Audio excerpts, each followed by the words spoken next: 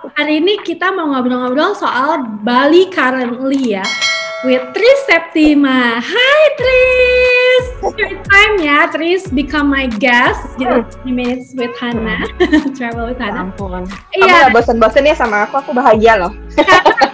Karena obrolannya sungguh-sungguh berbobot ya kalau sama Tris. Cile. Oke, hari ini aku mau ngomongin soal currently liburan di Bali ya Tris ya, karena aku dengar Tris baru dari liburan dari Bali. Itu berapa lama ya Tris ya? Kemarin sebenarnya sih awalnya cuma mau seminggu doang Kak tadinya, terus habis itu mau lanjut ke Sumba kan, sekitar 2-3 minggu di sana. Tapi turns out aku stranded di Bali 3 minggu aja. Iya, ngapain lo? Ya semacam eat pray love gitulah Kak, kayak menenangkan diri. Julia Robert kali ya. Julia Robert wannabe.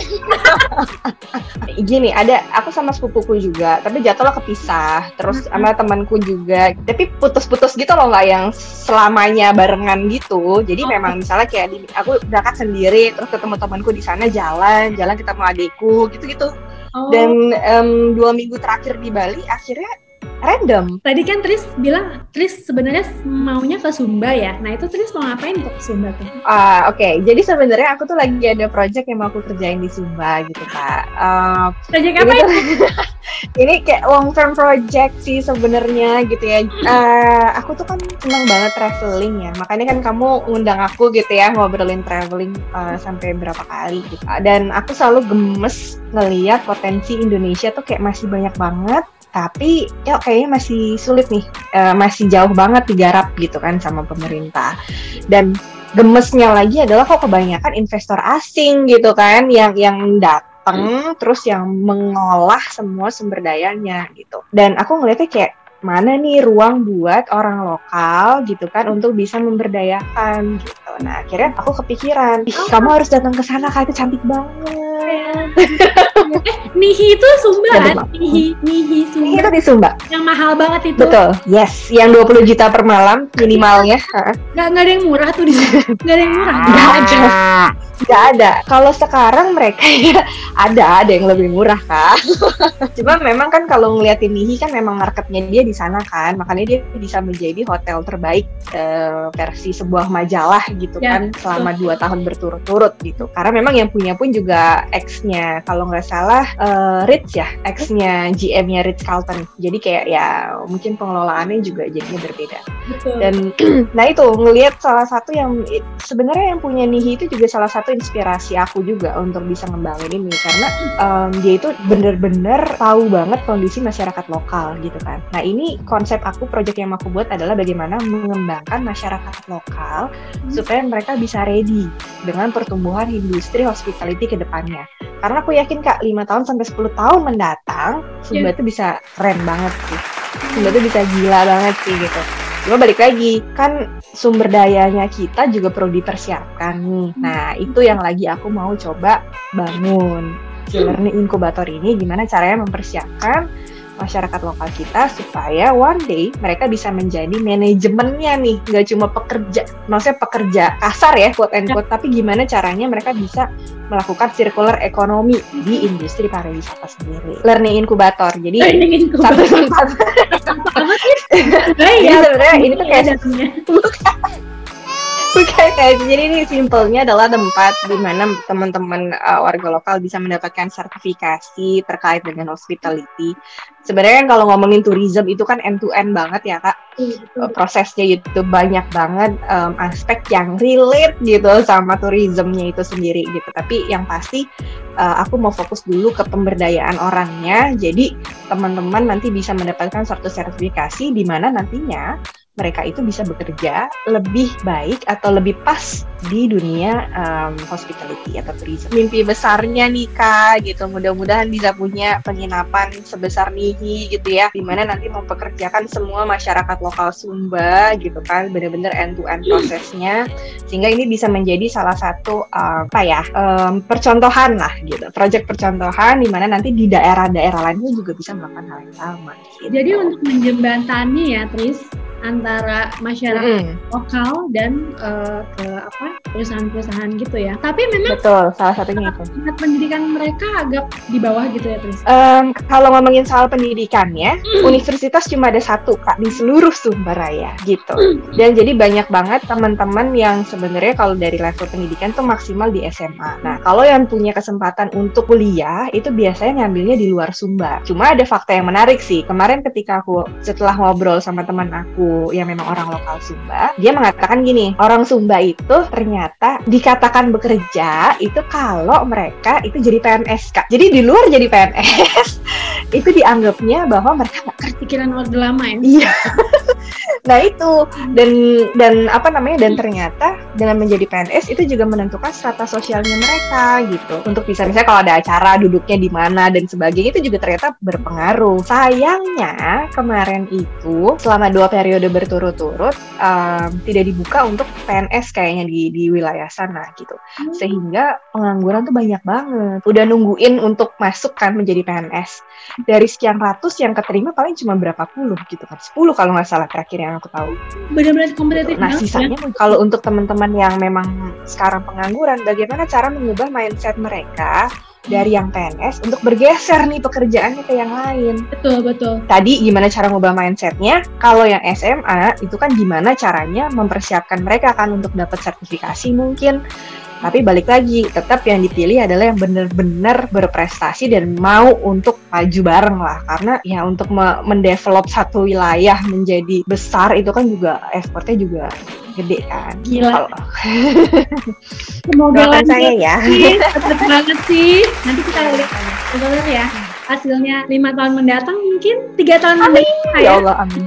So jadi kamu tuh akhirnya kamu stranded di Bali selama 3 minggu. So gimana sih sekarang keadaan Bali gitu? Karena kan aku sering banget dengar pas lagi weekend tuh orang-orang atau lagi liburan panjang, orang-orang pada suka liburan ke Bali. Membludak banget karena setahu aku menurut orang-orang kan ke Bali itu tiketnya jadi murah, hotelnya pun jadi murah gila, yang villa segana cuma 500.000. Cuma tetap ya kalau aku kenal untuk orang yang nggak keluar rumah dari Maret 2020 masih agak-agak takut gitu. Nah makanya kok Tris berani banget udah ke Bali selama 3 minggu, terus gimana tuh di sana? Sebenarnya kalau ngomongin berani, Amy-nya kan karena pertama mau ke Sumba, kan transitnya harus Bali nih. Sekarang lagi nggak ada yang direct flight ke Sumba, jadi oke lah. Seminggu dulu, emang mau tone down dulu gitu kan, segala macam, barulah aku mau ke Sumba gitu. Tapi ternyata along the way kayaknya aku butuh waktu lebih lama nih di Bali gitu. Nah, kebiasaan sih ketika nyampe di Bali gitu kan, orang-orang kan bilangnya kayak sepi nih Bali gitu kan, apa segala macam. Aku ngerasa kayak aku biasa kayak oh ya udahlah gitu, sesepi apa sih gitu kan. Tapi bener, nyampe di Bali ke Kuta, Sanur itu sepi banget, sesepi itu gitu ya. Biasanya kan macet banget kan? Sepi, kayaknya sih sekarang. Nah, daerah yang udah lumayan rame itu adalah Canggu sama Seminyak sebenarnya. Yang masih agak happening tuh Canggu sama Seminyak. Tapi itu juga masih bisa dilihat bahwa menurut aku pribadi ya, itu masih cenderung sepi gitu dibandingin misalnya kayak Bali beberapa tahun lalu. Aku tuh memang terakhir ke Bali kan memang beberapa tahun lalu ya gitu. Jarang lah ke Bali karena memang in some ways tuh Bali it's not my preferable place lah untuk bisa jalan-jalan gitu. Ada 1 dan 2 hal lah gitu ya. Tapi lihat Bali kemarin sih jujur sih sedih. Ada sedihnya juga karena kafe-kafe besar juga banyak yang tutup gitu ya. Jadi kayak sesepi itu gitu loh di Bali. Jadi kayak ngelihat bahwa gila ya, ternyata satu pandemi, satu situasi itu bisa kayak flip over satu tempat yang tadinya itu rame banget dan luar biasa. Mungkin orang-orang juga nggak pernah kepikiran segitu gedenya. Bahkan mungkin dulu bom Bali nggak se-epic sekarang gitu ya efeknya gitu kalau di-compare sama COVID kan. Nah ini tuh separah itu gitu loh. Nah, makanya efeknya akhirnya gede banget kayak yang tadi Kak Hana bilang gitu. Penginapan banyak yang murah. Terus dan sekarang banyak banget kayak misalnya di daerah Sanur itu hotel-hotel besar jadi kayak kos-kosan gitu kan. Jadi kayak buka tuh yang buat seminggu, buat sebulan harganya misalnya 2 juta, 3 juta buat sebulan, tapi biasanya nggak sama breakfast yang kayak gitu tuh banyak. Nah, terus sendiri nginep di mana? Jadi pertama kali datang aku nginep di villa. Villa di daerah Sanur. Itu pertama untuk beberapa hari gitu ya. Jadi villanya itu, even tuh villa itu kosong udah sebulan lebih dibilang. Jangan-jangan kamu doang lagi. seriously kalau misalnya aku nggak datang kayaknya ya udah itu cuma diisi sama satu orang Chinese karena memang dia adalah chef yang tinggal di sana dan kayaknya memang mungkin kafenya tutup atau apa kali ya, dia temennya yang punya karena kebetulan villanya yang punya orang Chinese juga, diminta untuk stay di situ sama yang punya Makhluk yang iya. Nah kebetulan 3 kamar. Kok serem banget Betul, kan itu villanya yang model kayak satu rumah terus 3 kamar ada kolam renang gitu loh Kak. Nah itu jadi kayak itu cuma dia, aku, terus besoknya temanku datang. Tapi setelah kita pergi, besoknya juga udah nggak ada lagi yang ngisi gitu loh, kosong. Kalau di villa yang itu, aku bisa bilang sebenarnya standar. Itu sekitar 500.000 per hari. Tapi kayak yang kamarnya gede gitu ya, AC, air panas ya kayak gitu-gitulah, ada kitchen. Tapi itu juga kitchennya kan komunal kitchen ya. Tapi justru gini Kak, yang bikin aku lumayan terkejut adalah dengan harga-harga hotel yang ada di daerah Seminyak, Canggu, atau villa yang ada di Ubud gitu. Bahkan kayak villa-villa yang ada di Ubud itu, misalnya villa 2 kamar gede, itu bisa banget cuma 500.000 semalam. Bener-bener banting harga ya? Banting harga banget. Aku bisa dapat harganya cuma 250.000, 300.000 per malam. Kalau yang di Jambuluwuk kemarin itu lumayan rame lah, bisa sebenarnya kalau dibilang rame itu ada orang ya maksud aku ya. Jadi bukannya kayak pack orang ngumpul gitu kan, nggak ada. Jadi bener yang ya udah aku masih bisa ngeliat ada orang seliuran 1-2. Nah itu menurut aku masih agak rame. Orang. Gue sengaja. Aku tidak melihat sih kalau kakinya mengambang. Oh ya. Para itu memang gitu. Bahkan jadi terakhir aja bahkan kan aku akhirnya nginepnya di apartemen karena dan di apartemen aku ini aku dapat murah banget Kak, yang harganya biasanya 300.000-an per malam, aku cuma dapat 150.000 per malam. Dengan konteks di area mana? Itu di daerah Kerobokan namanya. Di situ aku dapat 150.000. Bahkan Kak, lucunya sekarang itu di Bali itu banyak banget tempat yang bisa nego gitu loh. Kalau misalnya kayak hostel, kayak apartemen, itu juga kadang-kadang bisa nego sama yang punya. Kalau misalnya mau stay lama ya, kayak misalnya sebulan misalnya gitu, itu bisa banget nego. Temanku ada yang di Canggu, dia nego sama yang jaga gitu ya. Akhirnya karena memang saking sepinya, hostel sebesar itu yang modelnya villa, bahkan hostelnya di Canggu, dia cuma berdua doang. Sevilla, hostel segede itu gitu.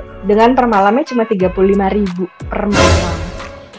Yang dia cuma jalan mungkin 100 meter udah nyampe pantai, coba bayangin. Di hostel 35.000. Ya udahlah ya di dorm gitu kan. Ya namanya dia juga working from hostel gitu kan. Selama ini ya udahlah, tempat makan lumayan banyak yang buka, terus juga lokal food juga banyak yang buka gitu kan. Jadi masih ada opsi lah gitu. Tapi balik lagi ya, area yang memang rame itu di Canggu sampai Seminyak kemarin. Seminyak bahkan masih banyak klub-klub, bukan klub sih, hitungannya kayak kafe lah. Kafe yang banyak buka rame gitu, kayak Ling-Ling sebelahnya tuh, sederetan Ling-Ling lah itu tuh masih rame gitu untuk kalau misalnya nongkrong dan sebagainya. Tapi memang yang jadi concern adalah, aku sih sebenarnya gemes lebih tepatnya, orang lokal atau turis lokal itu tuh pada baik banget, maksudnya mengikuti prosedur, pakai masker dan sebagainya. Tapi orang asingnya yang justru nggak pakai masker Kak, itu yang bikin aku gemes. Jarang banget, bisa dibilang kayaknya cuma 1% kali yang pakai masker. Coba gimana ya rasanya, kan kita udah kayak pengen ngurangin angka COVID, tapi mereka itu masih kayak gitu. Ya. Tapi kadang-kadang yang gue pernah baca juga ya, kan kadang-kadang mungkin itu turis udah kelamaan di Bali mungkin ya, atau di Indonesia, terus tahu kita orang Indonesia yang suka bandel, nah makanya dia kayak bodo amat juga gitu. Kadang-kadang sih emang suka ada begitu sih. Bahaya, cuma memang ya gemesnya gitu. Itu salah satu yang kemarin aku lihat kayak, aduh kenapa ya ini bule-bule kok susah banget suruh pakai masker doang gitu loh, as simple as that gitu kan. Justru turis-turis lokal kita itu malah even di pantai pun juga pakai masker semua gitu kan, jadi kan asik ya, kita mau nongkrong kayak apa juga masih enak lah gitu. Itu sih yang salah satu concern ya gitu. Di pantai sendiri rame atau gimana tuh? Kalau dibilang rame kayak biasanya enggak. Tuh pas aku ke Kuta, aku bisa bilang mungkin aku adalah 5 tamu pertama yang ada di pantai itu hari itu. Dapat payung nggak? Dapat payung. Dapat payung cantik dari ibu-ibu situ, akhirnya ada tamu gitu. Karena waktu aku datang itu aku langsung dikerubutin sama ibu-ibu yang ada di situ gitu. Nawarin tato, kayak datang ke satu objek wisata. Kan kadang-kadang di arah keluarnya kan suka banyak toko-toko tuh Kak yang jual baju-baju lokal gitu kan segala macam. Baju daster Bali. Sepi bang. Tapi gini, ini lucu banget sih. Ini menariknya ya kalau menurut aku. Gemes juga sih sama ibu-ibu yang mencoba. Jadi kayak misalnya gini, kita tahu nih ini lagi sepi gitu kan. Kadang-kadang kan kita jadi empati ya, pengen ngebantuin gitu misalnya. Udah deh pengen gue beli gitu. Mereka tuh suka over promise gitu loh sama barang yang dijual. Kayak misalnya Kak, beli kak gitu misalnya kayak ini 100.000 4, 100.000 4, 50.000 3 gitu kan Kak. Pas didatengin harganya beda. Kok gitu?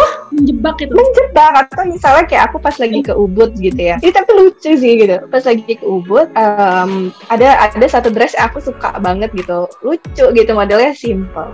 Aku nanya ya dong harganya. Harganya berapa Bu? Gitu. Oh ini murah kok deh, ini 120.000. Oh 120.000. Aku kan terkejoet ya Kak, terkejoet gitu deh. Hah 120 mahal amat Bu gitu. Ya udah kakaknya nawar berapa, ini udah murah gitu kan segala macam. Aku nggak nawar segala macam Kak, turun harganya 60.000. Aku nggak jadi beli karena aku udah males nawar. Ngerti gak sih Kak? Karena udah males gitu kan, berarti kan dia ya ngasih harga ketinggian banget kan. Itu kan bener-bener kayak mau njebak banget gitu loh, ya gak sih? Sampai akhirnya kayak, oh udah deh, nggak aku beli. Sampai akhirnya temanku bilang, iya memang gue pun juga dikasih tahu katanya, kalau lo mau belanja daripada lo ribet nawar segala macam, mendingan udah jelas deh, lo ke toko-toko besar kayak Erlangga gitu kan. Soalnya yang harganya tuh udah katanya sih udah lebih murah dibandingin ini gitu. Ya kadang-kadang jadi serba salah ya Kak, pengen ngebantuin mereka tapi merekanya gitu.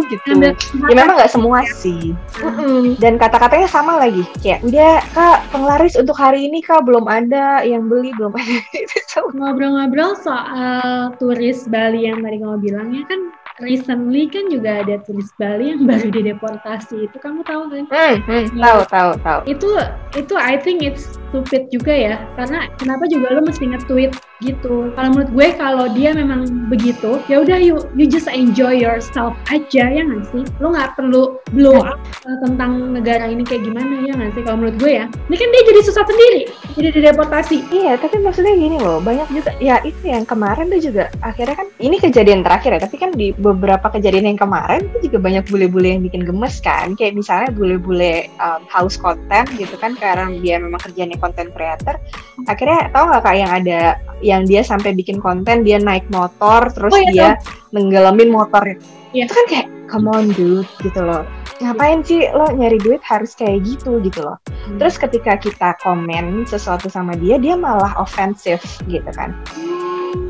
Dia ofensif, terus sampai akhirnya dia kayak nutup komen ininya dan segala macamnya gitu loh. Padahal maksudnya gini loh, lo ada di negara orang, respect dong. Iya. Respect dong yang ada aturan di negara itu apa gitu kan. Dan ya sebenarnya sih, nah ini ya Kak, sebenarnya gini, ini juga salah satu kemarin alasan aku kenapa Bali juga nggak jadi preferable place awalnya gitu. Kenapa? Karena memang kadang-kadang karena terlalu banyak bule, jadi kesannya dikuasai sama bule. Kalau aku pribadi ya, ini personal banget gitu ya. Itu kadang-kadang yang membuat aku jadi kayak risih sendiri. Kok jadi kayak second citizen di negara sendiri in some ways gitu. Itu yang kemarin sempet kepikiran kayak gitu. Makanya yang lihat bule-bule oknum ini, itu tuh jadi kayak, aduh, lo tuh jangan buat negara gue jadi jelek dong gitu dengan kelakuan lo yang aneh-aneh. Ya sih Kak gitu. Itu karena konten segala macam ya kan. Iya. Just for the sake mungkin dia bisa dapet follower kali Kak, ya kan. Dia juga ngerasa nggak salah loh. Nah itu kesalnya tuh itu gitu kan. Kayak aduh, udah deh, maksud aku gini, kita juga kan kalau misalnya jalan ke negara orang kan kita berusaha untuk ngikutin apa peraturan yang ada di situ kan. Bahkan bahasanya adalah live like locals gitu loh. Iya. Ya nggak? Jadi kayak gimana caranya biar bisa kita ngeblend dan nggak jadi aneh sendiri gitu loh. Nah ini udah ibaratnya mereka mencari makan di sini, terus nggak ngikutin kita punya regulasi, itu gimana ya Kak? Aku gemes. So Tris, the conclusion, liburan ke Bali di masa pandemik, what do you think? Is it safe or? Sebenarnya gini, kalau ngomongin safe selama kita menjaga diri kita sendiri gitu ya. Tapi balik lagi, tidak menyarankan juga karena kita nggak akan pernah tahu yang namanya kita terpapar virus itu ada di mana gitu kan. Karena once pertama kali aku berangkat aja di bandara tuh rame banget. Bandara Jakarta ya. Bandara Jakarta tuh rame banget. Permasalahannya nggak semua penerbangan itu menerapkan social distancing loh Kak. Oh iya, betul. Yang murah enggak ya? Nah, itu juga teman-teman juga harus aware gitu kan, bahwa ada tuh kondisi-kondisi yang mungkin bisa terpapar walaupun kita udah pakai masker, kita udah pakai face shield. Jadi sebisa mungkin kalau memang tidak urgent, kayaknya mending nggak dulu gitu. Karena to be honest memang beberapa area di Bali itu juga masih cukup leluasa, quote and quote ya, leluasa. Sebelum kemarin akhirnya during tahun baru kan memang diberlakukan benar-benar jam 11 udah harus tutup semua, nggak boleh gitu kan ya. Tapi memang sebelumnya di tempat-tempat tertentu itu memang masih berlangsung lah, quote and quote gitu ya. Beberapa kegiatan gitu yang dimana itu rame dan berkumpul banyak orang gitu. Jadi ya balik lagi. Harus kita sendiri yang atur-atur gitu kan mau kemana. Kalau misalnya memang itu udah kerumunan padat orang, mendingan kita melipir karena balik lagi tadi bule-bulenya tuh rata-rata tidak menggunakan masker. Tapi benar kalau ngomongin biaya hidup di sana lebih murah, pastinya karena hotel, penginapan, tempat makan yang murah tuh masih ada, bisa dinego bahkan gitu ya sama pemilik hostelnya dan segala macam kayak gitu. Ya again sih, it's Bali gitu ya. Mungkin bahasanya temenku adalah yang terakhir gini, Bali at its best. Jadi kalau misalnya mau liburan ke Bali, bisa dalam suatu situasi yang kayak sekarang, karena memang nggak ada macet, ya kan? Nggak ada macet, aku bisa sampai ke Kintamani muter-muter kemana-mana dalam waktu sehari, gitu kan? Harga sewa murah, yang misalnya ke Kintamani harusnya 550.000 sehari, nyewa mobil, bensin dan supir, tapi aku cuma 400.000, gitu kan? Itu kan lumayan banget kan? Harga hotel tadi bisa ada yang kasih harga mingguan, bisa kasih harga bulanan, bisa nego sama orang yang punya gitu kan. Nah jadi kayak itu banyak banget opsi-opsinya. Cuma balik lagi tadi, jangan lupa untuk menerapkan perlindungan diri. Alright, please, thank you so much for your sharing. Sama-sama Kak. Ini jadi pengetahuan baru untuk kita ya traveler, kalau ada yang mau liburan ke Bali, tapi better sih di rumah aja lah ya. Hashtag di rumah. Alright, thank you Tris. Alright travelers, thank you for joining us on this trip. Don't forget to subscribe, share, comments, like this channel 20 Minutes Travel with Anna. Bye-bye.